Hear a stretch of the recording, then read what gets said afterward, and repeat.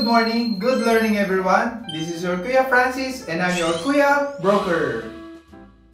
So dahil pinag-usapan natin ang extrajudicial settlement sa last video, pag-usapan na din po natin ang order of succession. So ang extrajudicial settlement ay process sa pag-distribute ng valuable things at properties ng namatay. Kung medyo complicated po ang tanong nila, maigi po magpakonsulta po tayo sa isang abogado. Ang i-discuss ko po sa kanila today ay simple at according lang po sa aming research tungkol sa kung sino ang dapat magmana. Ano po ba ang succession? In the Philippine Civil Code, succession is the legal process by which the rights and obligations to a deceased person's estate are transferred to his or her heirs or beneficiaries. Ito po yung order kung sino ang dapat magmana. There are two types of succession. Testate succession, ito po yung may valid last will and testament. Then the other one is the intestate succession. Ito po yung walang last will and testament. So mga ka-property, more on sa intestate succession po ang pag-uusapan natin.